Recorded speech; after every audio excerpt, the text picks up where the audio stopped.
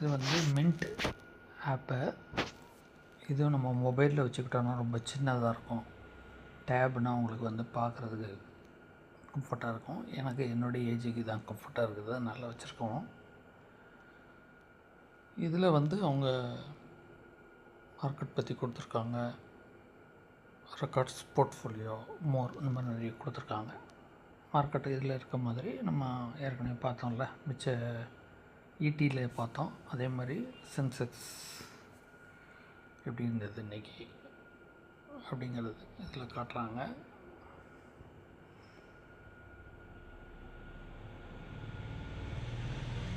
Sensex stocks பற்றியும் இதில் details இருக்குது. எல்லா ஸ்டாக்ஸுமே பார்க்கலாம். அது போக அதில் நியூஸும் அவங்க போட்டிருக்காங்க. இன்றைக்கி உள்ள நியூஸ் என்னென்னு அதை படிச்சுக்கலாம். நம்ம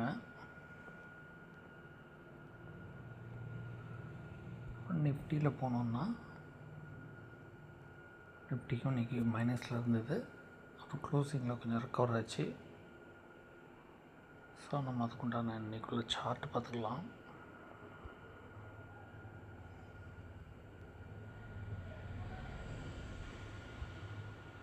டீட்டெயில் இருக்குது இதுலேயும். அதே மாதிரி நிஃப்டி பேங்க் தனியாக போட்டிருக்காங்க. சார்ட் வந்து 10.55 நல்லா லோ போயிருக்குது. ஓப்பனிங்கில் இருந்ததுக்குன்னு நினைக்கிறேன்.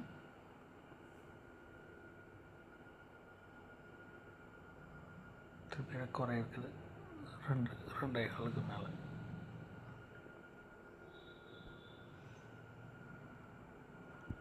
கோல்டு முதல்ல மைனஸில் இருந்தது, அதுக்கப்புறம் கொஞ்சம் ஃப்ளாட்டாக வந்துடுச்சு. இதுக்கு நிறைய நியூஸ் போட்டிருக்காங்க. கோல்டு ப்ரைஸஸ் பற்றி, சில்வர் ப்ரைஸஸ் க்ராஷ் 45% அது பீக் போச்சு. அதுலேருந்து 45% இறங்கி இருக்குது அப்படிங்கிற நியூஸ் போட்டிருக்காங்க. 2:45 PM இன்றைக்கி போட்டிருக்காங்க. 3 minute ரீட் அப்படின்னு போட்டிருக்காங்க. நம்ம ஓப்பன் பண்ணி அதை வாசிக்கிறதுனா வாசிக்கலாம்.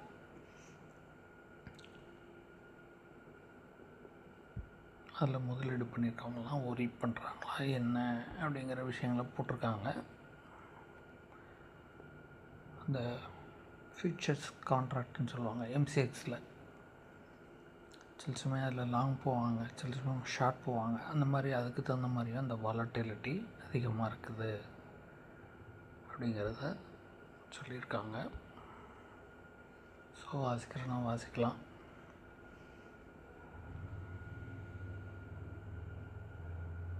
ராபர்ட் குயோஸ்கி என்ன சொல்லியிருக்கிறாரு பையிங் கோல்டு சில்வர் பற்றி அப்படின்னு அது ஒரு ஆர்டிக்கல் இருக்குது.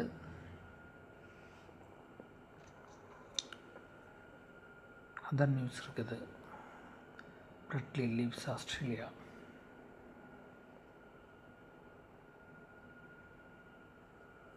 புருஞ்ச் பிரியாத் அப்படின்னு சொல்லிட்டு இவர் வந்து ஒரு இன்வெஸ்டர் தான். நம்ம விஜய் கெடியா மாதிரி, ஆஷிஷ் கச்சாலியா மாதிரி. ஸோ அவர் வந்து நெவர் ரெக்ரெட்டட், அதை வாங்காமல் அதுலேருந்து விலகி இருந்தால் அப்புறம் ஃபீல் பண்ணாதீங்க.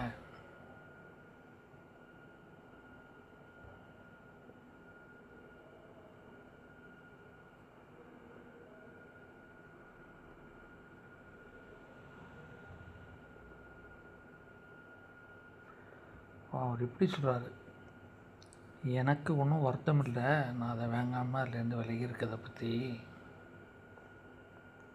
அது சென்டிமெண்ட் ட்ரைவனாக இருக்குது. எனக்கு எதுவும் பெரிய ஃபண்டமெண்டல்ஸ் தெரியல. அதனால் investors need to be cautious. Speculative gold சில்வரில் பிட்காயின்லலாம் ஜாக்கிரதையாக இருங்க அப்படின்னு கொடுத்துருக்குறாரு.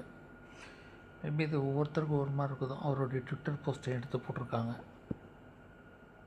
சிலர் தங்கத்தை கண்டிப்பாக வாங்குங்க, சில்வர் பக்கம் போகாதீங்கன்பாங்க.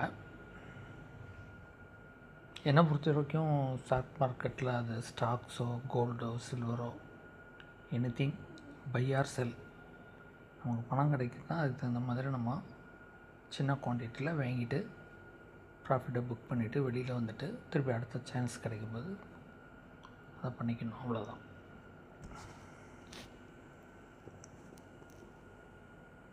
₹350 கீப் வச்சு 241 இருக்குது. டிவைடட் பையில் சொல்கிறேன்னா பார்க்கலாம். இன்றைக்கி நைட்டு மார்க்கெட்டுக்கு தகுந்த மாதிரி நாளைக்கு இது எப்படி ஆகும் அப்படின்னு நமக்கு தெரியும். இதுலேயே அந்த கெய்னஸ் அதை பற்றி சொல்லியிருக்காங்க. கன்ஸ்ட்ரக்ஷனில் எல்என்டிக்கு ஸ்டடி ரெக்கவரின்னு அந்த மாதிரி சொல்லியிருக்காங்க. பவர் ஃபைனான்ஸ் கார்பரேஷன் சொல்லியிருக்கிறாங்க. கொஞ்சம் ஸ்டாக் மார்க்கெட் ஆர்வம் இருக்கிறவங்க நீங்கள் இந்த மாதிரி ஆப்பெல்லாம் நான் நிறைய எக்ஸ்பர்ட்ஸ் சொல்லி கேட்டிருக்கேன். அவங்க வந்து இன்னும் பேப்பர் இதில் படிக்கிறாங்க. ஏஜ்டு பர்சன்ஸு ரொம்ப வருஷமாக இதில் இருக்கிறவங்கெல்லாம் பிஸ்னஸ் ஸ்டாண்டர்ட் படிப்பேன், மின்ட்டு படிப்பேன், ஆர்டிக்கிள் வந்துருந்தது, ஃபைனான்ஷியல் ஸ்ட்ரீம் படிப்பேன் அப்படின்லாம் சொல்லி கேட்டிருக்கேன். தற்செயலாக கூகுள் ப்ளேயில் பார்த்தேன். நேற்று தான் வேறு சில இதெல்லாம் வச்சுருக்கேன், மணி கண்ட்ரோல்லாம் வச்சுருக்கேன். அப்புறம் நீங்கள் மொபைல் இப்படி தள்ளிங்கன்னா கூகுள் லைப்ரரி வரும். அதுலேயும் நம்ம நிறைய படிக்க முடியும் ஆர்டிகிள்ஸ். நம்ம இந்த மாதிரி ஸ்டாக் ரிலேட்டடாக படிக்க ஆரம்பித்தா அது வந்துக்கிட்டே இருக்கும். இப்போ தான் ரீசெண்டாக நேற்று financial times, business standard, economic times, அப்புறம் ஈடி மார்க்கெட்ஸு, இந்த மின்ட் எல்லாமே டவுன்லோட் பண்ணேன். எல்லாம் படிக்கிறதுக்கு அவ்வளோ நியூஸ் இருக்குது. இதை ஃபுல்லாக ஓரளவுக்கு தரவாக படிச்சுக்கிட்டே இருந்தாலே பெரிய லேர்னிங் ப்ராசஸ் மாதிரி உங்களுக்கு எல்லா ஸ்டாக்கை பற்றியும் நிறைய விஷயங்கள் தெரியும்.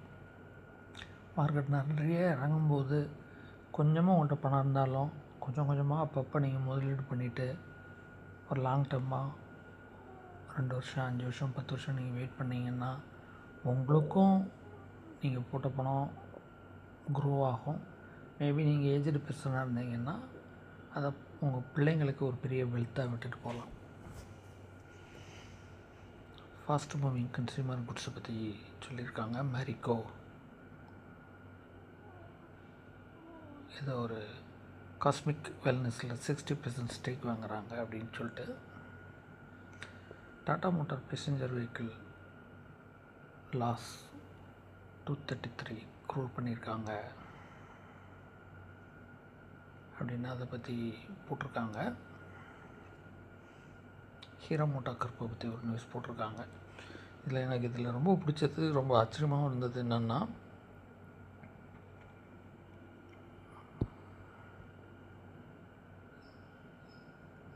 இப்போ இன்றைக்கி உள்ளது என்ன பார்க்கணும் அப்படிங்கிறத பற்றி இந்த மாதிரி போட்டுறாங்க அவங்க. ஆக்சுவலாக நான் சொல்ல வந்தது இன்னொரு விஷயம்.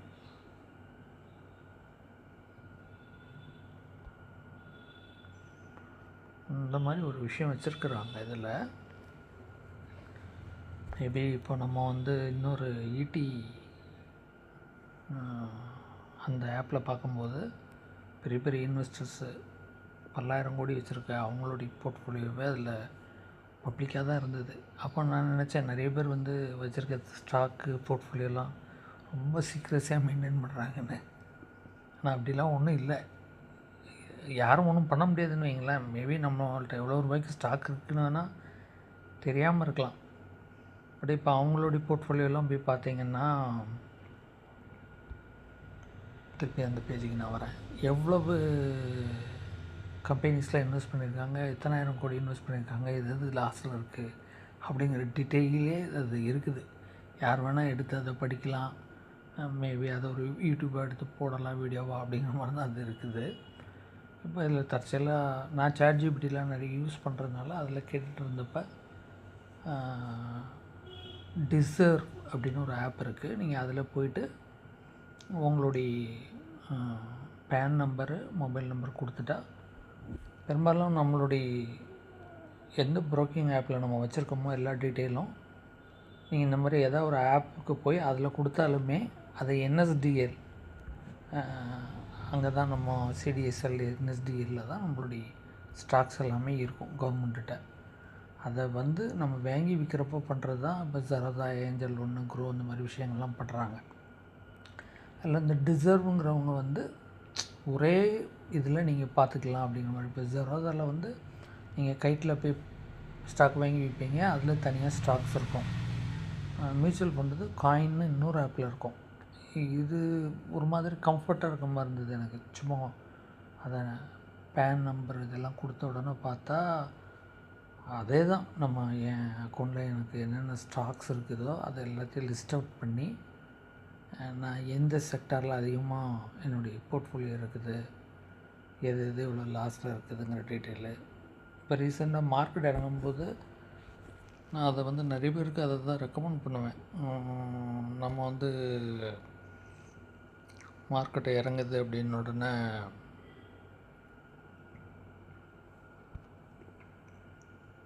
நிறைய பேர் எல்லா ஸ்டாக்கும் நமக்கு வாங்கணும்னு தோணும். ஆக்சுவலாக நிறைய நல்ல ஸ்டாக் இருக்கும், ஆனால் எல்லா ஸ்டாக்கும் வாங்குறதுக்கு நமக்கு பணம் இருக்காது. நான் ரொம்ப காலமே அந்த மெத்தடு நான் ஃபாலோ பண்ணுற ஆள் தான். ஏன்னா முன்னாடி ரயில்வேக்குன்னு தனியாக மியூச்சுவல் ஃபண்ட் கிடையாது. ஆனால் இப்போ நல்ல ரயில்வே ஸ்டாக் ரேலி ஆகிட்ருக்கோம். எல்லா ரயில்வே ஸ்டாக்கும் வாங்குறதுக்கு நம்மளுக்கு பணம் இருக்காது. அப்போவே தேடி தேடி பார்ப்பேன். அப்போ ChatGPTலாம் வரல நமக்கு இந்த அளவுக்கு. ஒவ்வொரு ஃபண்டாக ஓப்பன் பண்ணி அதில் ரயில்வே ஸ்டாக்கு எங்கெல்லாம் வெயிட்டேஜ் கொடுத்துருக்காங்கன்னு பார்ப்பேன். டிட்டாகர் ரயில் ஒரு இதில் 2-3% இருக்கும், 1% 2% இருக்கும், இருக்கான் இருக்கும் சில இதில். நான் அந்த ஃபண்டில் கொஞ்சம் பணம் போடுவேன், அப்படி போட்டுட்டு இருந்தேன். அதுக்கப்புறம் தான் இவங்க குரோ ரயில்வேக்குன்னு தனியாக இதில் கைட்லேயுமே கோல்டு பீஸ் மாதிரியும் ஒன்று கொண்டு வந்துட்டாங்க. 32 ரூபா 33 ரூபா தான். நீங்கள் அதை வாங்கினாலே போதும், அதில் ஆல்மோஸ்ட் எல்லா ரயில்வே ஸ்டாக்கும் வந்துடும். அதை வாங்கி நீங்கள் ஐடி பீஸ் மாதிரி, ஃபார்மா பீஸ் மாதிரி எல்லாத்தையும் இப்போ ஐடியெல்லாம் அடிச்சுக்கிட்டே இருக்காங்கல்ல. நீங்கள் இப்போ ஐடி ஸ்டாக் தனித்தனியாக வாங்க முடியாது நம்மளால். நிறைய பணம் வேணும். டிசிஎஸ் வாங்கணும், விப்ரோ வாங்கணும், டெக் மஹேந்திரா வாங்கணும். அப்படிங்கும்போது நீங்கள் ஃபண்டில் போயிடலாம், அல்லது இந்த மாதிரி ஐடி பீஸில் போகலாம். ஐடி பீஸ் நேற்று ஒரு 6% அடித்தாங்க. இன்றைக்குமே டிசிஎஸ்லாம் நல்லா இறங்கி வந்துடுச்சு. விப்ரோ, இன்ஃபோசிஸ்லாம் இறங்கி இருக்குது. ஸோ இன்றைக்கி 1-1.5% கிட்டே இறங்குச்சு. ஸோ நேற்று கொஞ்சம் ஐடி பீஸ் வாங்கியிருந்தீங்கன்னா இன்னும் கொஞ்சம் வாங்கலாம். இல்லைன்னா ஐடியில் மியூச்சுவல் ஃபண்டு தனியாக இருக்குது. நிஃப்டி ஐடி இண்டெக்ஸ் இருக்குது, அதில் ஐசிஐசிஐ பொடென்ஷியல் இருக்குது, எடல்வைஸ் டெக்னாலஜி ஃபண்டு. எதுலையாவது போயிட்டு அப்பப்போ இப்போ நேற்றுக்கு மைனஸ் பார்த்தீங்களா, நேற்றுக்கு 100, 500, 1000 நீங்கள் போட்டுக்கலாம். அப்போ நேற்று அந்த மைனஸ் மார்க்கெட்டில் உங்களுக்கு கொஞ்சம் என்ஏவி வாங்கிடும். இன்றைக்கி மைனஸ் பார்க்குறீங்களா, இன்றைக்கி அடிஷ்னலாக கொஞ்சம் 100, 500, 1000 நீங்கள் போட்டுக்கலாம். இதுதான் ஆக்சுவலாக ஓரளவுக்கு நல்ல மெத்தடாக எனக்கு தோணுது. ஏன்னா இப்போ கல்யாண் ஜுவல்லர் நல்ல ரேட் கம்மியாக இருக்குது. நான் என்ன நினைக்கிறேன்னா, கல்யாண் ஜுவல்லர்ஸ் அதோடைய நல்ல ஓரளவுக்கு நார்மலாக இருந்த ரேட்டு 500 அண்ட் அபோவ். இடையில பெருசாக பேட் நியூஸ்லாம் இல்லை, ஆனால் ரொம்ப இறங்கி வந்துருச்சு. 360 கிட்டலாம் வந்துருச்சு. அப்பப்போ நான் கொஞ்சம் கொஞ்சம் வாங்கினேன். ஆனாலும் நமக்கு அது இறங்கிட்டே வரும்போது நம்மளால் அவ்வளவும் நிறைய அக்குமுலேட் பண்ண முடியல. ஆனால் எல்லாருமே சொல்கிறாங்க ஸ்ட்ராங் பை, அதை பை பண்ணுங்க, அது ரொம்ப ஓவர் சோல்ட் ஆகிட்டு கூடும் அப்படிங்கிறாங்க. அதோடைய ஹை 800 ருபீஸ். அதுபோக டைட்டன் பார்த்திங்கன்னா நல்லாவே 3000லேருந்து தான் 4000க்கு மேலே வந்திருக்கு கொஞ்சம் மாதங்களில். நான் டைட்டன்லாம் 3000 இருக்கும் போல் வாங்கி ட்ரேட் பண்ணியிருக்கிறேன். இப்போ டைட்டன் பக்கத்தில் போக முடியாது, ரொம்ப காஸ்ட்லியாக இருக்குது. அது கூட கம்பேர் பண்ணால், டைட்டன் கூட கம்பேர் பண்ணால் கல்யாண் நம்பர் 2 பொசிஷனில் தான் இருக்காங்க மார்க்கெட் கேப்பில். இது எல்லாமே எஜுகேஷ்னல் பர்பஸ்க்குன்னு நீங்கள் எடுத்துக்கோங்க. இதில் அதை வாங்குங்க, இதை விற்றுருங்க அப்படின்னு சொல்கிறதுக்கு செபி ரெஜிஸ்டர்டு அட்வைஸரோ எதுவுமே நான் கிடையாது. நானும் நார்மலாக எல்லா பர்சன்ஸ் மாதிரி ஸ்டாக் மார்க்கெட்டை ஃபாலோ பண்ணிவிட்டு சின்ன சின்ன முதலீடு பண்ணிகிட்ருக்கிற ஆள் தான். யூடியூப்பில் நிறைய செபி ரெஜிஸ்டர்டு எக்ஸ்பர்ட்ஸ் நிறைய ஒப்பீனியன் சொல்கிறாங்க. அவங்களாம் ரொம்பவே வருஷம் அதில் இருந்ததுனால அவங்களுக்கு நிறைய ஃபாலோவர்ஸ் இருக்கிறதுனால அவங்க சொல்கிறாங்க. இடையில கூட நிறைய ஸ்டாக் நேம்லாம் சொல்லக்கூடாதுங்கிற ஒரு இது இருந்தது. அப்படி சொல்கிற மாதிரி இருந்த யூடியூப் சேனலில் டெர்மினேட் பண்ணாங்க. அந்த யூடியூப்பை நம்ம கவர்மெண்ட் பாலிசி அங்கே யூடியூப்லேயும் அதை இது பண்ணதுனால ஸ்டாக் நேம் சொன்னால் அதை பிளாக் பண்ணிடுவாங்க, இல்லை வார்னிங் லெட்டர் மாதிரி நமக்கு ஸ்ட்ரைக் கொடுப்பாங்க. யூடியூப்பில் அப்லோட் பண்ணுற யூடியூபர்ஸுக்கு அந்த மாதிரிலாம் இருந்தது. நான் இப்போ பார்க்குறேன் நிறைய பேர் எல்லாம் இன்றைக்கி இந்த ஸ்டாக் இறங்குச்சு ஏறிச்சு அப்படிங்கிறாங்க, கன்சிடர் பண்ணலாம் அப்படிங்கிறாங்க. சிலர் செபி ரிஜிஸ்டர்டாக இருக்கிறதுனால தைரியமாக சொல்கிறாங்க. பெரும்பாலானவங்க அந்த மாதிரி எதுவும் இல்லாமல் தான் சொல்கிறாங்க. இப்போ நம்ம சும்மா ஃப்ரீ வீடியோ தான் போடுறோம். சிலர் வந்து கிளாஸ் நடத்துகிறோம், இல்லை சப்ஸ்கிரிப்ஷன் பண்ணுங்கள், அதுக்கு ஒரு பணத்தை கட்டுங்க, ஒரு பேக்கேஜாக சொல்லித்தரோம் அப்படிலாம் சொல்லும்போது தான் அது வந்து எதுவுமே செபி ரிஜிஸ்டர்டு அந்த மாதிரி எதுவும் இல்லாமல் நீங்கள் அதை வச்சு ஒரு வருமானம் பண்ணுற மாதிரி யூடியூப்பை பயன்படுத்தினா அது தப்புங்கிறாங்க. நம்ம அதை மாதிரி ஒன்றும் செய்யலை. நமக்கு தெரிஞ்ச தகவலை ஷேர் பண்ணுறோம். இப்போ இந்த க்ரோத் தமிழில் வந்து அவங்க ஸ்டாக்ஸ் பற்றி சொல்லுவாங்க. அவங்களே எல்லாம் சொல்லிவிட்டு ஒன்லி ஃபார் எஜுகேஷ்னல் பர்பஸ் தான், ஸ்டாக் நேம் டீட்டெயில் எல்லாமே சொல்லிடுவாங்க. நீங்கள் தீர ஆராய்ந்து எந்த ஸ்டாக்கை வாங்கணும்னு முடிவு பண்ணிக்கிடுங்க. இது பைசல் அப்படிங்கிற கால் இல்லை, எஜுகேஷ்னல் பர்பஸ் அப்படிம்பாங்க. இப்போ ஏஞ்சல் ஒன்றே இங்கிலீஷில் வந்து நிறைய வீடியோஸ் வருது. அதில் நியூஸ் கஃபே இருக்குது, ஈடி தமிழ் இருக்குது, நிறைய நம்மளே பார்க்குறோம்ல, நல்லா பாருங்கள். அதனால் அப்போ எனக்கு என்னென்னா தோணுச்சு, தற்செயலாக அந்த மியூச்சுவல் ஃபண்டை சர்ச் பண்ணிகிட்டு இருந்தப்போ கல்யாண் ஜுவல்லர்ஸ்க்கு ஒரு 6-7% வெயிட்டேஜ் கொடுத்து ஒரு ஃபண்டு பார்த்தேன் நான். அதில் பெர்சிஸ்டண்ட்டு, கோஃபோர்ஜ் அந்த மாதிரி நிறைய நல்ல ஸ்டாக் இருந்தது. அப்போ கல்யாண் ஜுவல்லர்ஸ் நம்மளால் அதிகமாக வாங்க முடியாதுங்கும்போது கல்யாண் ஜுவல்லர்ஸ் கூடவே சேர்ந்து வேறு நல்ல ஸ்டாக்லாம் இருக்கிற அந்த ஃபண்டை ஏன் நம்ம வாங்கக்கூடாது?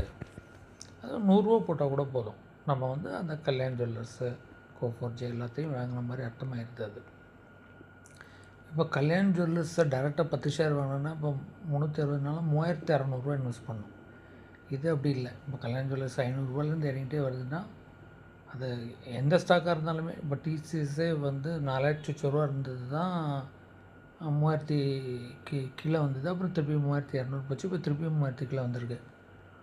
ஒரு ஷேர் கூட வாங்கினாலும் 3000 ஆகுது. அப்படிங்கும்போது நீங்கள் ஒரு 300 இருந்தால் கூட போதும், இல்லை 100 இருந்தால் கூட போதும். நீங்கள் ஐடி பீஸ் வாங்கினா இல்லை ஐடி ஃபண்டில் போட்டிங்கன்னா அதில் TCS, Wipro, Infosys, HCL Tech Mahindra எல்லாமே உங்களுக்கு கவர் ஆகிடுதில்ல. அதனால சொன்னேன். கோல்டு சில்வர் ரேட்ஸ் டுடே எல்லா வீடியோவும் நான் பேசிகிட்டே இருக்கனால டைம் நிறைய ஓடுது. 18 நிமிஷம் ஆயிடுச்சு. Gold silver rates today, Comex gold dips below $4,800. இப்போ ரவுண்ட்ஸ் அப்படி தான் சொல்லுவாங்க. நம்ம இதில் ஒரு சிலர் அது வந்து ரவுண்ட்ஸுன்னா 28 கிராம்ங்காங்க, ஒரு சிலர் 31 கிராம் சொல்கிறாங்க. ரவுண்ட்ஸுங்கிறத கரெக்டாக நீங்கள் கூகுள் பண்ணி பார்த்துக்குங்க. $3,000 தான் அப்படியே ஏறிட்டே போய் $5,000 கிராஸ் பண்ணிச்சு. இப்போ ஃப்ளக்சுவேட்டாக இருக்குது, வாலட்டைலாக இருக்குது கோல்டு. சில்வர் அதே மாதிரி ரொம்ப கம்மியாக இருந்தது, $70 அப்படி இருந்தது. அப்புறம் $90 கிட்ட இடையில் ட்ரேட் ஆச்சு நமக்கு. அப்புறம் $150 வரைக்கும் கூட போகும்னாங்க. அதனால தான் ஒரே பையிங்காக இருந்தது. நீங்கள் அதை வகுத்துலாம் பார்த்தீங்கன்னா அந்த கணக்குக்கு தெரியும் உங்களுக்கு. இப்போ அந்த சில்வர் பீஸுங்கிறது $350 போச்சுல, அப்புறம் 300 வந்தது, திருப்பி இப்போ 240, 30 இருக்குல்ல. அவங்க அந்த கணக்கெல்லாம் இப்படி பார்த்தாச்சுன்னா அப்படியே டபுள் ஆகும் அப்படிங்கிற மாதிரி கூட அவங்க சொல்கிறாங்க. $90 அப்படின்னா $150 வரைக்கும் சில்வர் போகும். அப்படின்னா $300 சில்வர் பீஸ் இருக்குன்னா $600 சில்வர் பீஸ் போகுமா அப்படிங்கிற மாதிரி கூட அது இருக்குது. நிறைய நியூஸ் நீங்கள் இந்த மாதிரி படிக்கலாம். நிறைய படிக்கிறதுக்கெலாம் கொஞ்சம் பிடிக்கிற ஆள், வாசிக்கிறது உங்களுக்கு பிடிக்குன்னா அதே மாதிரி நிறைய வாட்சிங்கன்னா நியூஸ் நிறைய கிடைக்குது.